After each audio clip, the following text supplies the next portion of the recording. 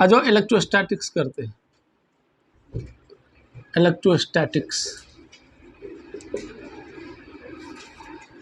Electro means क्या होता है, जैसे चार्ज, स्टैटिक मीन्स रेस्ट। ये ऐसा ब्रांच है फिजिक्स का जिसमें चार्ज एट रेस्ट का हम स्टडी करते हैं। इलेक्ट्रिक फील्ड पढ़ेंगे, यहाँ पे पोटेंशियल पढ़ेंगे, फोर्स पढ़ेंगे, कैपेसिटेंस पढ़ेंगे, ये सारी चीज़ इस चैप्टर में हमें करना होता है। चलो सबसे पहले हम लोग बात करते हैं what is electric charge. Charge क्या होता है बताओ, चार्ज क्या है? करेंट तो होता है चार्ज इन मोशन। चार्ज क्या है? तो ये सिंपल सी चीज है, इंट्रिंसिक प्रॉपर्टी होता है, प्रॉपर्टी, या फिर इसी को कहें internal property of any elementary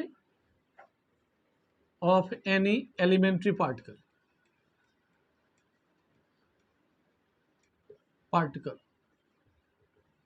like electron, proton et cetera. Electric charge, तो इलेक्ट्रिक चार्ज क्या होता है? Internal property of any elementary particle.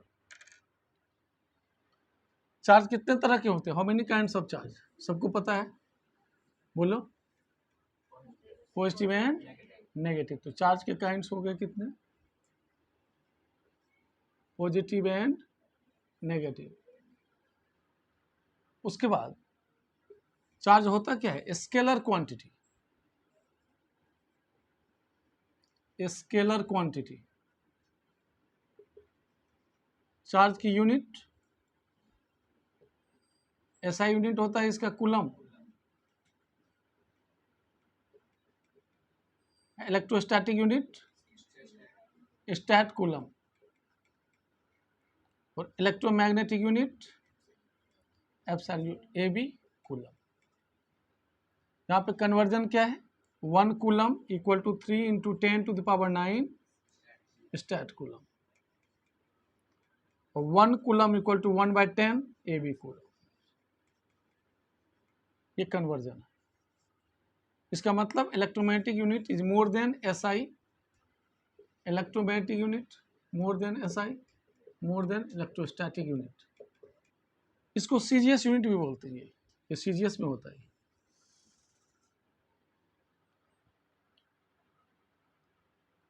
ठीक है,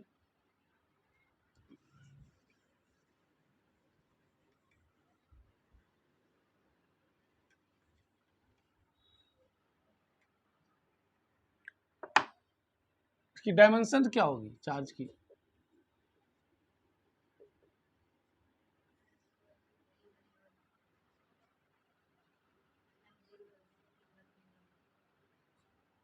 करंट क्या होता है? Q/T। तो Q क्या होता है? IT। अब कहोगे डायरेक्ट कूलम क्यों नहीं लिखा? तो 7 बेसिक यूनिट होते हैं SI के अंदर और 2 supplementary.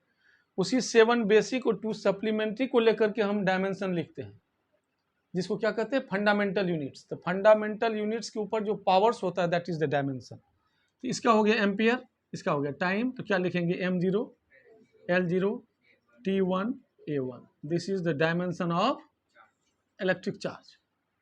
Charge means electric charge, this is the dimension of electric charge.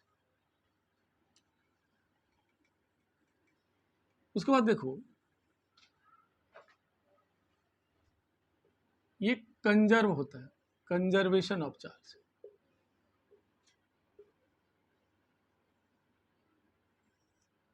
किसी भी सिस्टम में टोटल चार्ज हमेशा क्या होता है? कंजर्व रहता है। जैसे देखो, मान लो किसी सिस्टम में 2 बॉडी है A और B, इनिशियली अनचार्ज है, तो टोटल चार्ज क्या हो गया? 0। अब हमने क्या किया? रबिंग किया दोनों के बीच में। मान लो A से N इलेक्ट्रॉन शिफ्ट करके B में आ गया, A पे कितना चार्ज हुआ? +Ne। अब B पे कितना चार्ज हो गया? -Ne। N है number of electrons transferred from A to B, तो टोटल चार्ज कितना हो गया? QA + QB will be 0। Ne -Ne कितना हो गया? तो total charge before rubbing equal to total charge after. इसका मतलब इस सिस्टम में यदि 2 बॉडी है A एंड B, तो तो हमेशा क्या हुआ, चार्ज इज कंजर्व्ड। उसके बाद ध्यान रखना, ये सब प्रॉपर्टी ध्यान रखना है। जब दो बॉडी को रब करते हैं तो ट्रांसफर ऑफ इलेक्ट्रॉन होता है। तो when two bodies are rubbed, when two bodies are rubbed, जब भी रब करते हैं, रगड़ते हैं, there is exchange of electrons,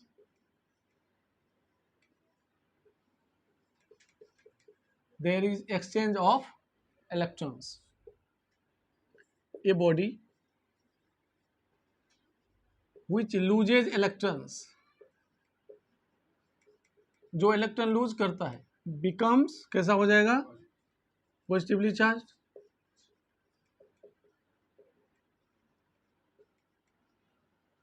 and a body which gains electrons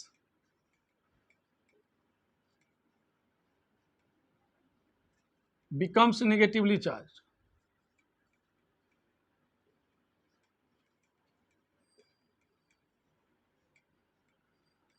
becomes negatively charged।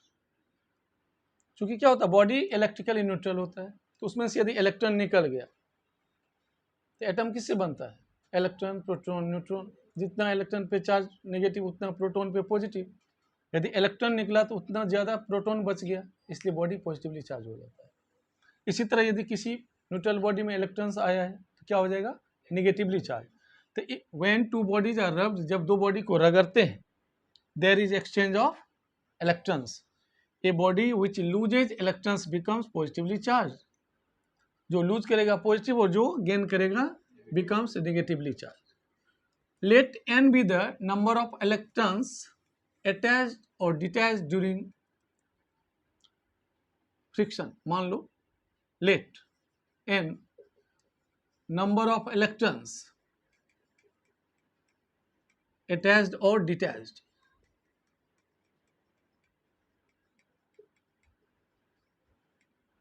E मान लो चार्ज ऑफ एन इलेक्ट्रॉन, एक इलेक्ट्रॉन पे चार्ज मान लो E सिंबल दिया हमने, वैसे E का वैल्यू क्या होता, यदि सिर्फ मैग्नीट्यूड लूँ तो 1.6 इंटू 10⁻⁻19 कूलम, वैसे निगेटिवली होते हैं। तो Q इक्वल टू NE, हम आगे चाहें तो प्लस माइनस डाल सकते हैं। ये चार्ज ऑन द बॉडी हुआ, बॉडी पे चार्ज डेवलप कितना होगा, NE के बराबर, जहां पे N क्या होगा, 1 2 3 काउंटिंग के नंबर होंगे, फ्रैक्शन में नहीं हो सकते। ठीक है, तो आप या तो प्लस माइनस के टर्म में लिखें या लिख दें, यदि मान लो electrons are removed from a body तो पॉजिटिवली चार्ज बोल देंगे, प्लस माइनस की जरूरत नहीं पड़ेगी। ठीक है, अदरवाइज प्लस माइनस में आप बता सकते हैं। ये आया समझ में। तो इस तरह से जो चार्जिंग होता है उसको कहते हैं चार्ज्ड बाय फ्रिक्शन। ये फ्रिक्शन हो रहा है, दो बॉडी को हमने रब किया। अब जैसे एक छोटा सा क्वेश्चन देखो,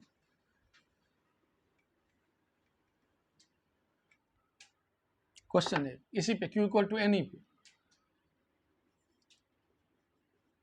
how many electrons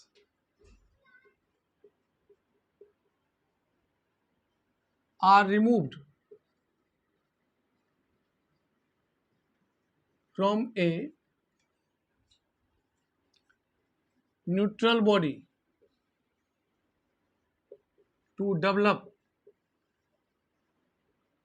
1 coulomb charge. How many electrons are removed from a neutral body? कितना इलेक्ट्रॉन्स निकालोगे कि उस बॉडी पे कितना चार्ज डेवलप हो जाए। तो इसमें हमें पूछ रहा है n equal to what, number of electrons, Q equal to NE, n equal to Q by E, Q के वैल्यू डालो 1, E होता 1.6, कैलकुलेशन करो 6.25 इंटू 10 टू द पावर 18, यानी इतना इलेक्ट्रॉन्स जब ट्रांसफर होगा फ्रॉम ए न्यूट्रल बॉडी तो उस बॉडी पे +1 कूलम चार्ज डेवलप हो जाएगा। समझ में आया। तो ऐसे क्वेश्चन करेंगे। इसी में यदि क्वेश्चन डाल दें आपको,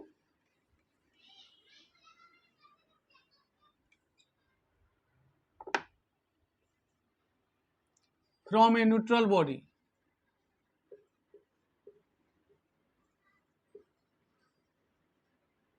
10⁶ electrons are removed.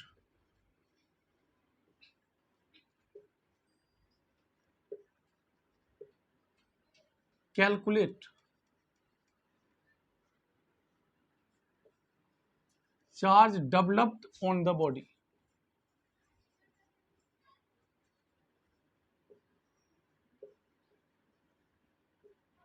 क्या करेंगे? Q equal to N N है नंबर ऑफ इलेक्ट्रॉन्स कितना 10⁶ रिमूव हुआ है, तो एन का वैल्यू कितना लेंगे 10⁶. ई है charge of an electron, magnitude सिर्फ लेना है तो 1.6 multiplied by 10⁻⁻19. This will be 1.6 into 10⁻⁻13 coulomb. Since electrons are removed, therefore charge will be positively charged. Body will be positively charged.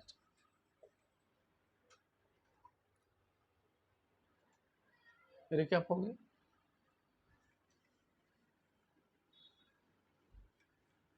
अब देखो question, how many electrons are present in a cup of water?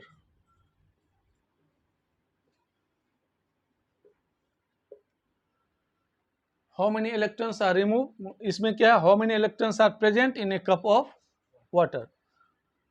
यदि given नहीं है तो भी मान लो 250 ml, given रहेगा question में 250 ml is in a cup.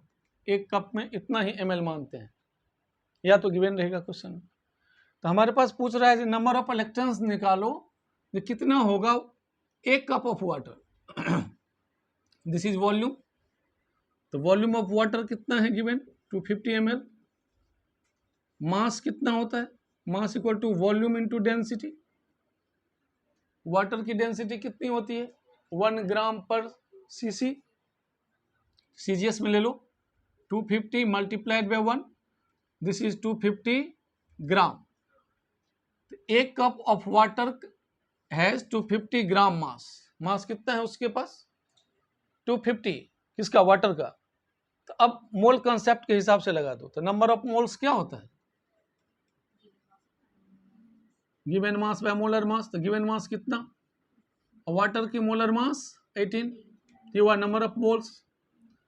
उसके बाद निकालते हैं नंबर ऑफ मॉलिक्यूल्स.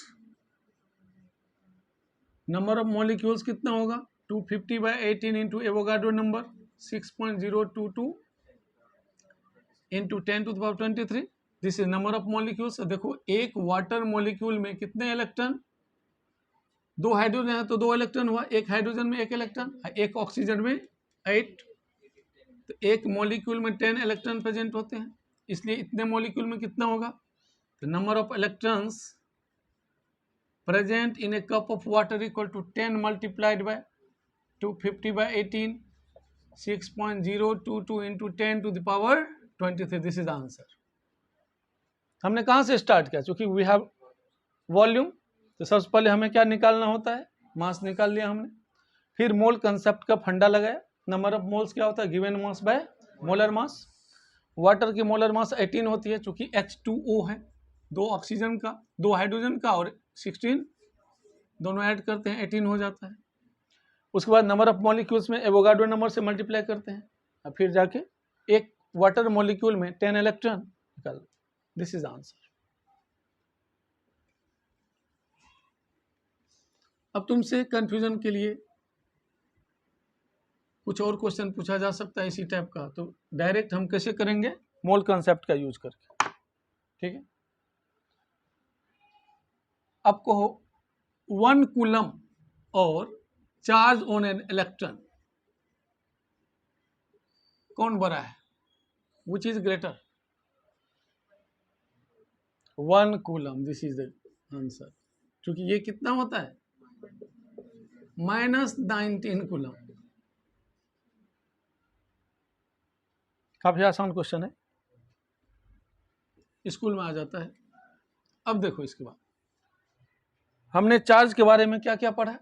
जैसे जब 2 बॉडी को रब करेंगे तो इलेक्ट्रॉन्स का एक्सचेंज होगा. तो उससे क्या होता है, चार्ज डेवलप होता है। फिर दूसरा तरीका है चार्ज डेवलप करने का इंडक्शन से। तो इंडक्शन में कैसे करते हैं,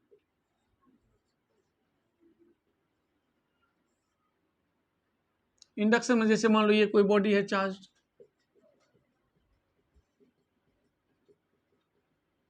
यदि किसी और बॉडी न्यूट्रल को इसके सामने लाते हैं तो क्या होता है, चार्ज के कारण क्या होता है, इसका इलेक्ट्रॉन इधर शिफ्ट हो जाता है, तो माइनस यहाँ डेवलप हो गया इलेक्ट्रॉन के शिफ्ट होने से, यदि कोई मेटल मैंने डाल दिया यहाँ पे, और उतना ही पॉजिटिव चार्ज अपोजिट फेस पे आ जाता है। इसे कहते हैं इंडक्शन विदाउट टच, हमने टच नहीं कराया है। ये कहता है चार्ज इस पे कैसे डेवलप हुआ, थ्रू इंडक्शन। पोलराइजेशन आगे करेंगे, अभी समझ में नहीं आएगा पोलराइजेशन।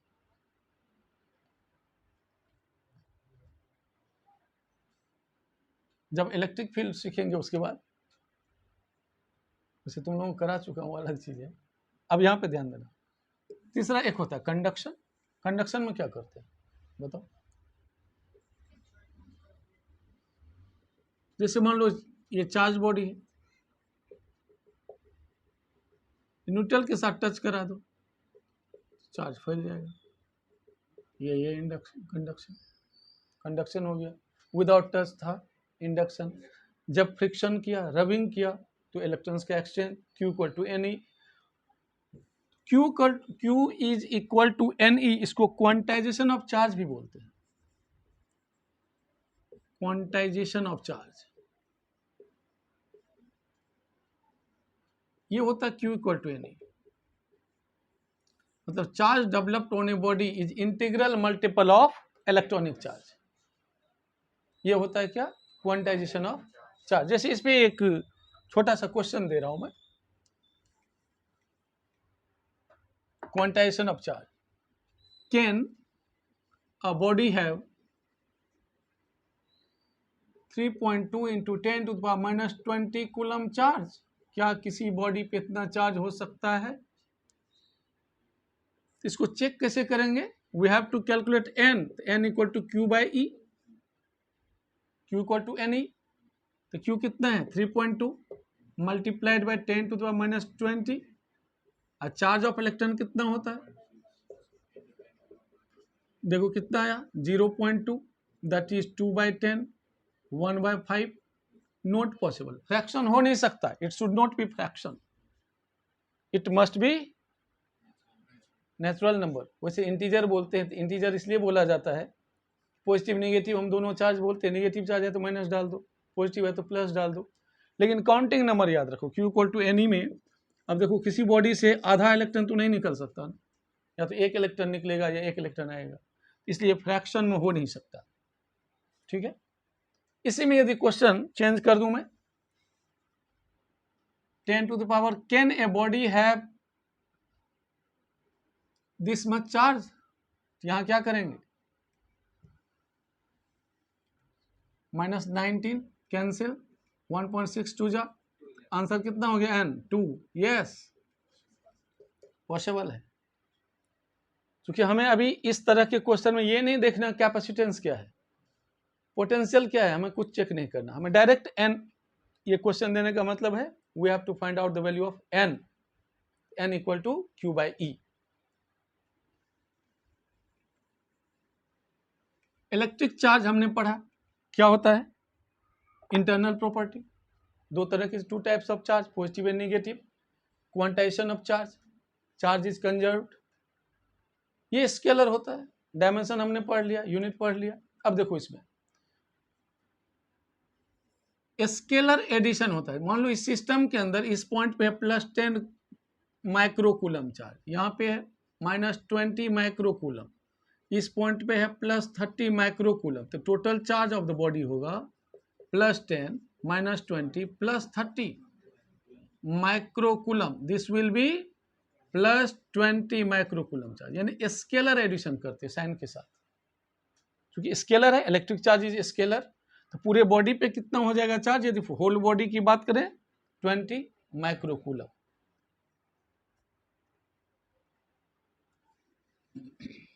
अब देखो कूलम्स लॉ,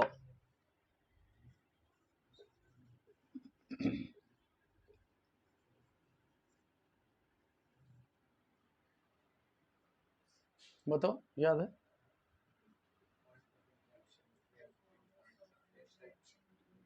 जैसे दो चार्ज है, point charge Q1 Q2 R distance apart, the force proportional product of charges inversely proportional to square of distance. तो F equal to K Q1 Q2 by are square, ये था ना force. Statement क्या है इसका? The force of interaction, हमने word बताया था, द फोर्स ऑफ इंटरैक्शन मतलब दैट इज आइदर अट्रैक्शन और रिपल्सन। क्यों? Like charges repel each other, whereas unlike charges, दो प्रोटॉन के बीच में क्या होगा? रिपल्सन। इलेक्ट्रॉन प्रोटॉन में अट्रैक्शन। तो इसका लैंग्वेज हमने क्या बताया था? The force of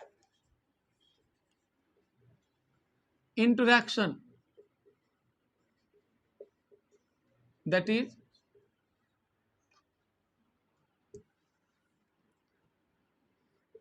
either attraction or repulsion between two point charges is directly proportional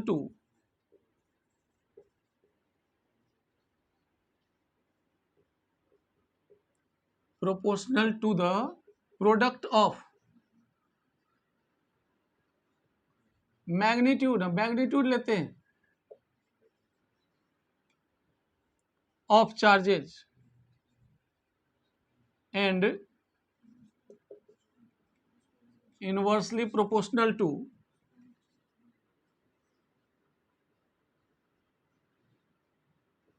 the square of distance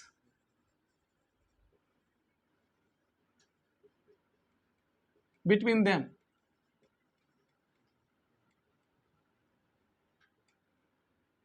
Or this force acts along the line joining the two charges, and this force acts along the line joining the charges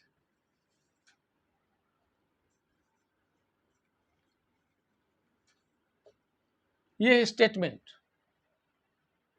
on language में लिख सकते हो, ठीक है?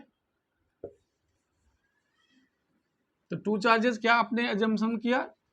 Consider two charges plus Q1 and plus Q2, magnitude की बात कर रहा हूं मैं, plus Q2, Q1 R distance apart, then force equal to K Q1 Q2 by are square, यही था ना? K is a constant of proportionality and is called electrostatic force constant. क्योंकि क्या है? इलेक्ट्रोस्टैट कर रहे हैं, ग्रेविटेशनल फोर्स कांस्टेंट नहीं बोल रहे हैं यहाँ पे, क्योंकि ग्रेविटेशन हम कर नहीं रहे, हम कर क्या रहे हैं? इलेक्ट्रोस्टैट। तो ये क्या है? It is a constant of proportionality and is called electrostatic force constant. इसका वैल्यू क्या होता है एसआई में? K equal to 1/4 pi epsilon, epsilon होता है एप्सिलन नोट एप्सिलन आर, तो ये हो गया 1/4 pi epsilon naught epsilon R. For air या फिर वैक्यूम में एप्सिलन आर की वैल्यू 1 होती है, तो K की वैल्यू कितनी हो गई? 1/4 पाई एप्सिलन नोट, ये होता है 9 × 10⁹ न्यूटन मीटर स्क्वायर पर कूलम। यहाँ देखो ये है K, तो K का यूनिट क्या हो गया? FR स्क्वायर, तो newton metre square divided by charge into charge, तो कूलम स्क्वायर। तो ऐसे यूनिट लिखेंगे, newton metre square by coulomb square. अब एप्सिलन नोट जो होता है उसकी वैल्यू फिक्स होती है,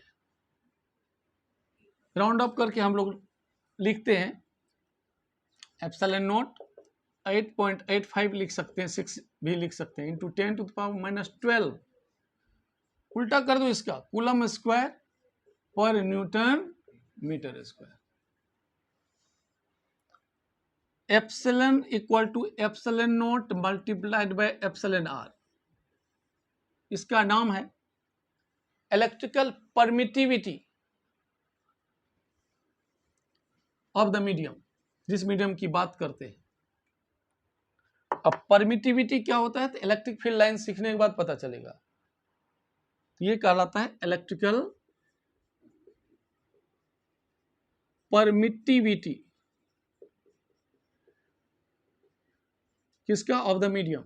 ये होता है एब्सोल्यूट, क्योंकि एब्सोल्यूट वैल्यू है, देख लो फिक्स वैल्यू है, इलेक्ट्रिकल परमिटिविटी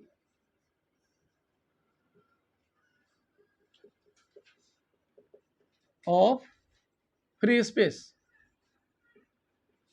या एयर बोल सकते हैं। ये होता है रिलेटिव इलेक्ट्रिकल परमिटिविटी।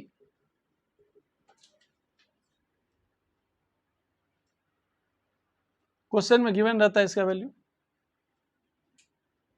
अब देखो, यदि दो charge Q1 Q2 are placed in air or vacuum are distance apart, then force is in air is equal to 1/4 pi epsilon naught SI में Q1 Q2 by R square। यदि यही दोनों charge Q1 and Q2 are distance apart is placed in any medium, जिसका कि relative electrical permittivity है epsilon R, तो force क्या होगा, force in medium 1/4 pi epsilon naught epsilon R Q1 Q2 by are square. दोनों को divide कर दो, फर्स्ट को divided by second, force in air by force in medium कितना हो गया, एप्सिलॉन आर। देखो ये कट जाएगा, ये भी कट जाएगा, एप्सिलॉन आर ऊपर चला जाएगा। ये क्लियर हुआ। एक तो ऐसे बोल सकते हैं, और दूसरा अभी देखा था epsilon R equal to epsilon divided by epsilon naught. दो तरीके से हम एप्सिलॉन आर को बता सकते हैं। ये क्या है, रेशियो ऑफ फोर्स है एयर में, वैक्यूम में और मीडियम में, जब सेम डिस्टेंस अपार्ट हो, सेम चार्जेस Q1 Q2। अब देखो इस पे क्वेश्चन कुछ करते हैं। एक पॉइंट और ध्यान में रखना, ये जो फोर्स होता है म्यूचुअल होता है। जैसे मान लो ये Q1, this is Q2, R distance apart, ये जितना फोर्स इस पे लगाता है उतना ही ये इस पे लगाता है, ठीक है। जैसे मान लो इस पे यदि मैं फोर्स बात करूं तो फोर्स 1 पे by 2 equal to K Q1 Q2 by R21 square R21 cap, ये वेक्टर फॉर्म हो गया। इसके लिए 2-1 मतलब 2 से 1 की तरफ। इसी तरह यदि मैं कहूं F21 K Q1 Q2 by R12 square R12 cap. R12 cap क्या है, unit vector pointing from 1 to 2। ऐसे भी लिख सकते हैं K Q1 Q2 by R21 cube, या वेक्टर डाल के R21 वेक्टर, ये भी टेक्निक है लिखने का वेक्टर फॉर्म में, ठीक है। हमने क्या किया देखो ना, R21 से मल्टीप्लाई डिवाइड किया। ए वेक्टर क्या होता है, ए और ए कैप ना, this is magnitude, this is unit vector. तो यदि मैं R21 से मल्टीप्लाई डिवाइड कर दूं तो R21 कैप क्या हो जाएगा, R21 वेक्टर, इसलिए इसे लिखा, ठीक है।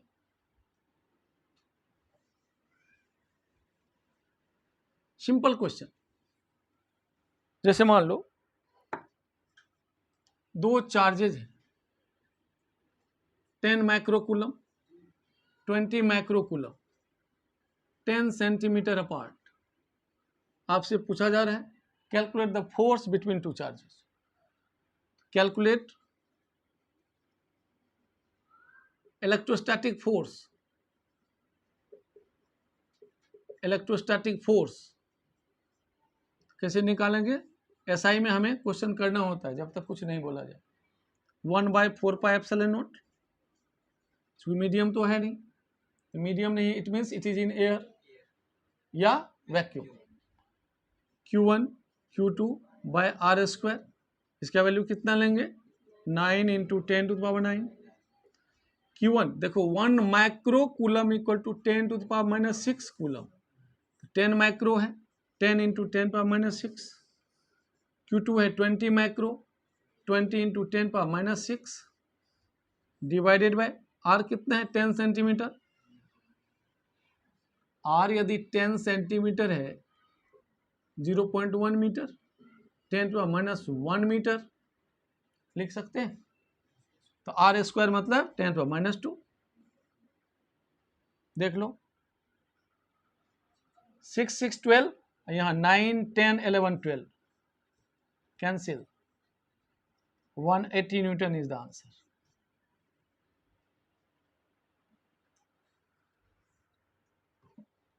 समझ में आया? अब इसमें देखो बोथ आर पॉजिटिवली चार्ज, कैसा फोर्स होगा? फोर्स ऑफ रिपल्सन, क्योंकि like charges repel each other. अब इसी में यदि मैं कर देता -20 माइक्रोकूलम, तो सेम आंसर, लेकिन क्या होगा? Force of attraction. अब देखो फोर्स या इलेक्ट्रिक फील्ड मतलब जो भी वेक्टर क्वांटिटी होता है ना, सुपरपोजिशन प्रिंसिपल लगता है। जैसे मान लो यहाँ पे प्लस क्यू चार्ज है, यहाँ पे स्मॉल q1, यहाँ पे q2 q3 जो भी साइन हो, इस पे नेट फोर्स होगा इसके कारण प्लस दिस। तो force on capital Q, force on capital Q by 1 Q1 plus force on capital Q by Q2, force on capital Q by Q3, force on capital Q by Q4। ये vector sum जो होता है यही होता है superposition. तो हम सिर्फ वेक्टर सम करके आंसर नहीं देंगे जब भी पेपर में आएगा। हमने जो 11th में पढ़ा है ट्रायंगल लॉ, पैरेललोग्राम लॉ, उसका यूज करके करेंगे क्वेश्चन, जैसे क्वेश्चन करा रहा हूं मैं।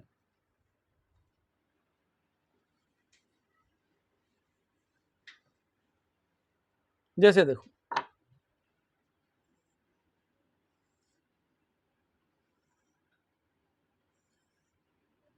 10 सेंटीमीटर 10 सेंटीमीटर 10 सेंटीमीटर, यहाँ पे मान लो चार्ज है +10 microcoulomb, +10 microcoulomb, +10 microcoulomb, A B C। Question आपसे पूछा जा रहा है calculate electrostatic force on charge 10 microcoulomb placed at A। Calculate electrostatic force, मैंने सिंबल में लिख दिया, ऑन चार्ज +10 माइक्रो, कहता है इस पे बताओ कितना फोर्स लगेगा। तो देखो इसके पास 2 और चार्ज है, तो यहां पे क्या करेंगे? वेक्टर का सुपरपोजिशन रूल लगाएंगे। तो सबसे पहले इंडिविजुअल हम फोर्स निकालते हैं। ये B, इस पे किधर फोर्स लगाएगा? Repulsion, force on A by B। तो force on A by B कितना होगा? ध्यान रखना जिस पे निकालते हैं उस पे हमें ध्यान देना होता है कि बाकी चार्ज उसको रिपेल कर रहा है या अट्रैक्ट। दिस इज पॉजिटिव, तो ये पॉजिटिव पॉजिटिव क्या होगा? रिपल्सन। तो रिपल्सन इसको ये करेगा तो यहां दिखाएंगे, लेकिन हम जब इस पे निकालेंगे तो इसी पे डायरेक्शन देना है। इसके साथ क्या कर रहा है? इसको अट्रैक्ट या रिपेल। तब ये क्या करेगा? रिपल्सन। तो force on A by B, formula लगा दो, 1/4πε0 charge on A into charge on B by AB square. इसका charge multiplied by this charge by ये डिस्टेंस, तो 9 × 10⁹ चार्ज कितना है 10 माइक्रो, 10 माइक्रो तो 10 × 10⁻⁻6, 10 × 10⁻⁻6।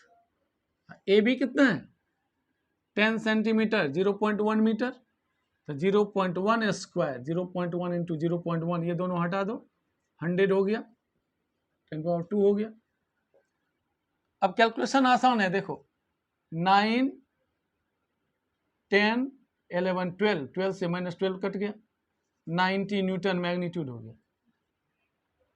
समझ में आया? नहीं, ये कैलकुलेशन जितना फास्ट करोगे उतना टाइम बचेगा पेपर में। 90 न्यूटन, तो इसका वैल्यू क्या हो गया एफ ए बी का 90। अब देखो एफ ए पे सी की कारण क्या होगा, this is also repulsion, force on A by C, this is also force on A by C, same value. कहोगे क्यों, क्यू ए 10 क्यू बी भी 10, तो सेम वैल्यू डालेंगे, डिस्टेंस भी सेम है तो सेम आंसर आएगा। तो ए पे बी किधर लगा रहा है, रिपल्सन फोर्स इस डायरेक्शन में और सी दिस डायरेक्शन, तब रिजल्टेंट फोर्स। अब वेक्टर का याद करो, यदि दो फोर्स F1 और F2 थीटा एंगल पे हो तो रिजल्टेंट फोर्स क्या होता था, √F1 square plus F2 square plus 2F1 F2 cos theta. हमने ट्रायंगल लॉ से भी पढ़ा था और पैरेललोग्राम लॉ से भी, वेक्टर चैप्टर में। यहां पे वही लगा दो, देखो यहां पे नेट फोर्स क्या होगा 10 सेंटीमीटर, 10 और 10 means this is equilateral triangle, तो हर एक एंगल कितना होगा 60 डिग्री, 9 10 में पढ़े हो। ये 60 तो वर्टिकली अपोजिट एंगल कितना 60, तो रिजल्टेंट फोर्स क्या होगा ए पे √F ए पे बी के कारण स्क्वायर, ए पे सी के कारण square, 2F A B into F A C cos theta. Value डाल दो, कितना है ये 90 स्क्वायर प्लस 90 स्क्वायर प्लस 2 × 90 × 90, और cos 60 कितना होता है 1/2। देखो 2 से 2 कैंसिल, कैलकुलेशन सीखो, कितने बार है 90 स्क्वायर 3 टाइम्स, तो आंसर हो गया 90√3 न्यूटन। वैसे √3 का वैल्यू 1.732 डाल सकते हो, लेकिन यहां भी छोड़ सकते हो, दिस इज द आंसर। अब देखो चूंकि दोनों क्या है इक्वल फोर्स, इसलिए एग्जैक्ट बीच से जाएगी रिजल्टेंट फोर्स 30 डिग्री। क्लियर हो गया क्वेश्चन? अब देखो नेक्स्ट क्वेश्चन,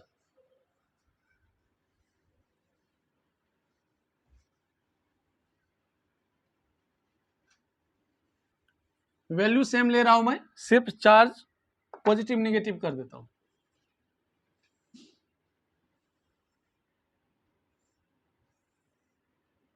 +10 माइक्रोकूलम -10 माइक्रोकूलम, या इसी को प्लस ले लो, इसको -10 microcoulomb, A B C same value ले रहा हूं जिससे कि कैलकुलेशन आसान हो जाए, क्योंकि हमें बेसिक समझाना है, फंडा सिखाना है। देखो सेम वैल्यू है ना, पहले भी 10 था 10 था 10 था, फर्क क्या है इस बार यहाँ पे सी पॉइंट पे -10 माइक्रोकूलम हमने ले रखा है। नहीं, क्वेश्चन पूछ दिया calculate net force on +10 microcoulomb placed at A पे जो है +10 माइक्रोकूलम, इस पे नेट फोर्स निकालो। सिमेट्रिक उसी तरह करेंगे, ये बी के कारण इस पे किधर फोर्स होगा रिपल्सन, एफ ए बी अभी हमने कैलकुलेट किया था 90 न्यूटन जस्ट किया था, और ये सी क्या करेगा इसको अट्रैक्ट करेगा। ध्यान रखना हम किस पे निकाल रहे हैं ए पे, तो हमें क्वेश्चन में ध्यान रखना ए को कौन क्या कर रहा है, कौन खींच रहा है कौन धक्का मार रहा है, ए के हिसाब से। तो ए को सी क्या करेगा अपनी तरफ खींचेगा। वैल्यू तो हमने अभी सीखा था 90 न्यूटन, कैलकुलेशन तो सेम होगा। अब देखो इस बार दोनों के बीच एंगल कितना है 120 डिग्री, चूंकि ये 60 था, तो इस बार रिजल्टेंट क्या होगा, under root 90 square plus 90 square plus 2 into 90 into 90 into cos 120 कितना होता है, माइनस हाफ, 2 से 2 कैंसिल, कितना हो गया 90 न्यूटन। देखो 90 स्क्वायर माइनस है, एक कट गया, 90 Newton will be the answer. तो एक निगेटिव होने से रिजल्टेंट फोर्स पे कितना फर्क पड़ गया, वो था 90√3, अब है सिर्फ 90। तो ये हमें ध्यान रखना है माइनस क्या कर रहा है। एक छोटा सा क्वेश्चन देखो, इसी पे सुपरपोजिशन समझ में आ जाएगा।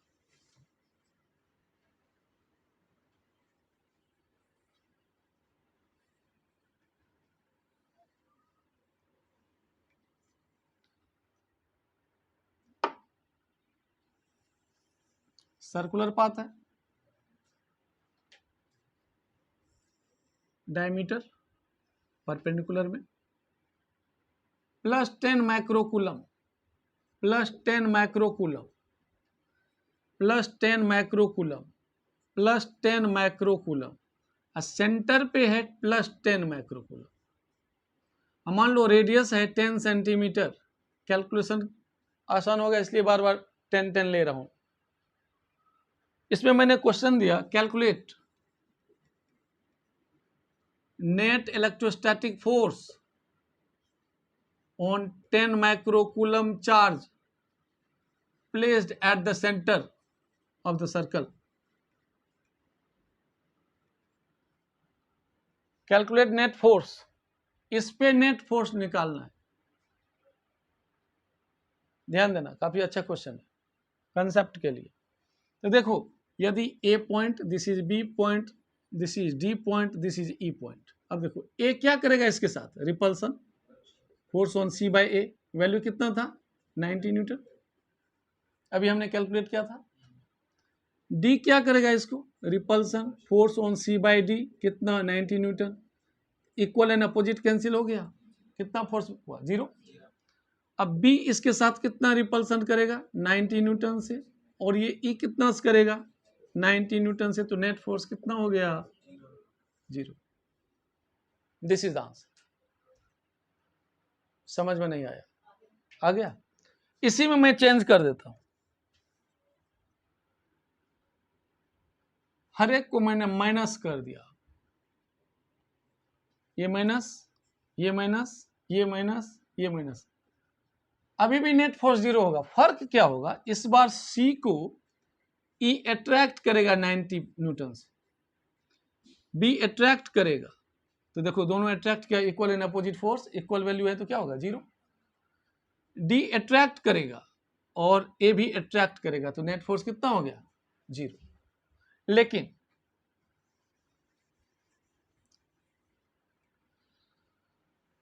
इस बार क्वेश्चन करके दिखाओ,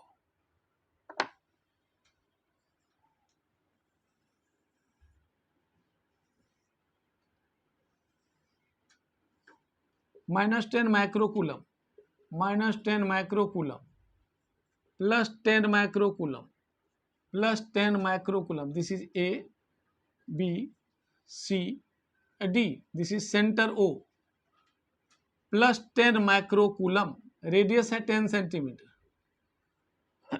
calculate net force on 10 microcoulomb placed at the centre.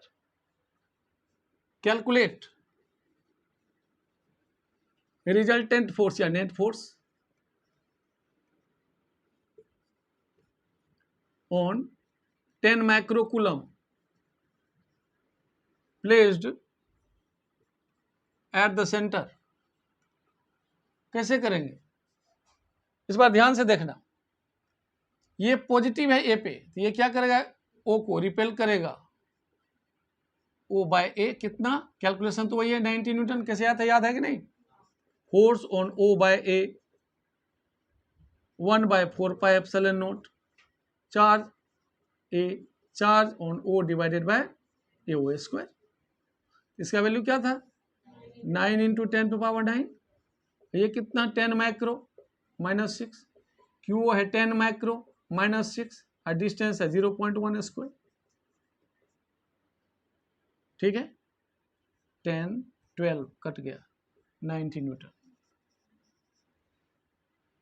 तो ये क्या क्या इस बार रिपल्सन क्या है इसको, और ये क्या करेगा, इतना ही फोर्स से अट्रैक्ट किया तो नेट फोर्स कितना हो गया नीचे की तरफ 180 न्यूटन। इस बार देखो टोटल फोर्स कितना हो गया 90 प्लस 90, तो नीचे कितना हो गया 180। तो इस बार जरा ध्यान से देखना, ओ के पास इधर फोर्स हो गया 90 प्लस 90 180 न्यूटन टुवर्ड्स सी। अब देखो ये बी क्या करेगा, इसको repel, force on O by B कितना 90 न्यूटन, और डी क्या करेगा अट्रैक्ट, तो इधर फोर्स कितना हो गया 180 न्यूटन, दोनों के बीच कितना एंगल 90 डिग्री। तो रिजल्टेंट फोर्स कैसे निकालेंगे, this square plus this square, आगे करने की जरूरत नहीं है क्योंकि cos 90 क्या होता है 0, तो अंडर रूट 180 स्क्वायर 180 स्क्वायर, तो 180 स्क्वायर कॉमन ले लो तो 180, कितने बार 2 टाइम्स तो √2। This is answer. ऐसे क्वेश्चन करते हैं। अब इसी में मैं क्वेश्चन का ट्रेंड चेंज कर रहा हूं, क्लियर हो रहा है ना। अब देखो इसी में क्वेश्चन डिफरेंट टाइप से आते हैं, सिंपल कूलम्स लॉ पे, जैसे +2 microcoulomb +2 microcoulomb, this is 6 metre, चलो ऐसा मैं ले रहा हूं apart, this is A point, this is B point, 2 charges +2 microcoulomb are separated by distance 6 meter. Let this is the midpoint O. यहां से 4 मीटर अपार्ट एक चार्ज है +3 माइक्रोकूलम। अब क्वेश्चन है कैलकुलेट नेट फोर्स या फिर resultant force on +3 microcoulomb, +3 microcoulomb पे निकालना है नेट फोर्स। तो जरा देखो पहले तो ये चार्ज क्या करेगा, रिपेल किया, रिपल्सन, नाम दे दो इसका सी मान लो, force on C by A value कितनी होगी, पहले तो देखो ये मिड पॉइंट है तो ये 3 मीटर हुआ पाइथागोरस थ्योरम से, ये 3 ये 4 तो ये क्या होगा 5 metre, under root 3 square plus 4 square equal to 5। तो force on C by A कितना होगा 9 इंटू 10⁹, ये हुआ 1/4 से नोट का वैल्यू। अब क्यू ए कितना है 2 माइक्रो, अब क्यू सी कितना है 3 micro divided by are square, 5 5 जा 25 है ना। तो देखो 18/25 54 ना, 3 2 जा 6, 54/25 मल्टीप्लाइड बाय 10⁻³ 9 है, ये -12 था। कैलकुलेशन का बेस्ट तरीका क्या होता है, 4 से मल्टीप्लाई कर दो ऊपर नीचे तो 100 हो गया, 2 के बाद डेसिमल डाल दो, 2.16 -3 न्यूटन, वैसे नहीं तो डिवाइड करते रहो, 4 से ऊपर नीचे यदि मल्टीप्लाई कर नीचे 100 हो गया ना। अब 4 से मल्टीप्लाई करना आसान हो गया, डिवीजन से बेटर है। 4 4 जा 16 का 6 1, 5 4 जा 20 21, 2 के बाद डेसिमल डाल दो, हो गया कैलकुलेशन। ये किसका वैल्यू हुआ फोर्स ऑन सी बाय ए, देखो आइडेंटिकल है, ये भी कितना फोर्स लगेगा रिपल्सन सेम 2.16 10⁻³ न्यूटन, यस या नो।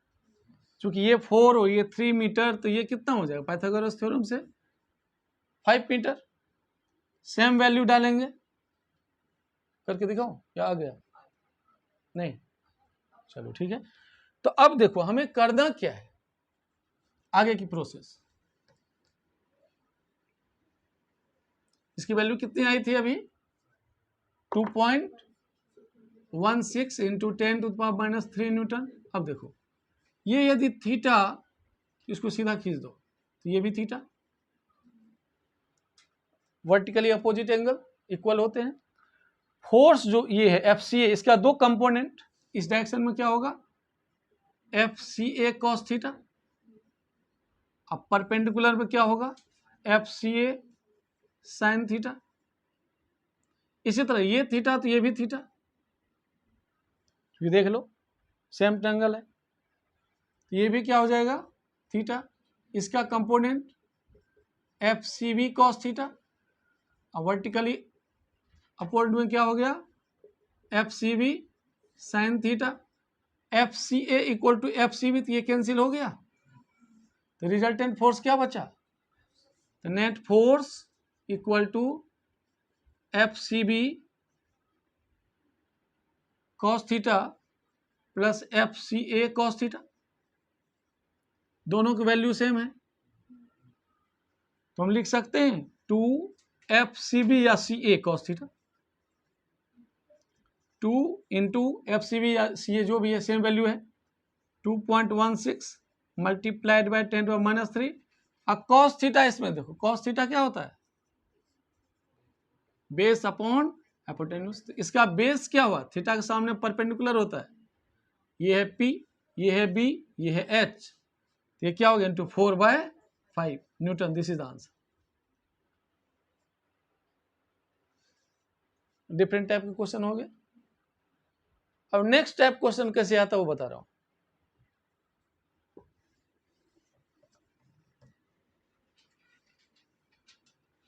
नीट में भी काम देगा ये सब और मेंस में भी, क्योंकि बेसिक है, CBSE में तो काम देगा ही, ध्यान देना यहाँ पे। जैसे मान लो क्वेश्चन नेक्स्ट टाइप का आता है, जैसे मान लो ये दो थ्रेड है मासलेस, इसमें दो बॉडी A और B आइडेंटिकल डाल दिया, एक पे चार्ज है QA, दूसरे पे चार्ज है QB, कहता ये थीटा एंगल अपार्ट हो गया। अब मान लो दोनों क्या है आइडेंटिकल चार्ज, Q तो Q, आपसे क्वेश्चन में कह देगा जो QA, ये जो A और B बॉडी है इसकी मास है M, तो क्वेश्चन में कुछ भी पूछा जा सकता है, या तो थीटा गिवन रहेगा तो आपसे दोनों के बीच का डिस्टेंस पूछ देगा, या डिस्टेंस गिवन रहेगा तो थीटा पूछ देगा, या फिर स्ट्रिंग में टेंशन पूछ देगा। इसका तरीका क्या होता है जी, एक बॉडी लो A या B, M मास है तो mg किधर होगा वर्टिकली डाउनवर्ड, स्ट्रिंग में टेंशन क्या होता है अवे फ्रॉम द बॉडी, ठीक है, T इज द टेंशन। अब इसको वर्टिकली आधा एंगल कर दो, ये कितना हुआ θ/2, ये एंगल कितना हो जाएगा θ/2, T का component vertically upward T cos θ/2, और इस डायरेक्शन में क्या होगा T sin θ/2, ठीक है। और देखो इस दोनों के बीच का फोर्स ऑफ रिपल्सन किधर होगा राइट साइड, इधर इलेक्ट्रोस्टैटिक फोर्स QA जो भी वैल्यू है डिवाइडेड बाय डिस्टेंस स्क्वायर, हम इक्वेट करते हैं क्योंकि ये क्या है न्यूट्रल, तो T sin θ/2 equal to 1/4πε0 QA QB/r², this is first equation. Second T cos θ/2 equal to mg, second equation. फिर हम क्या करेंगे दोनों को डिवाइड कर देते हैं, फर्स्ट डिवाइडेड बाय सेकेंड, देखो कितना हो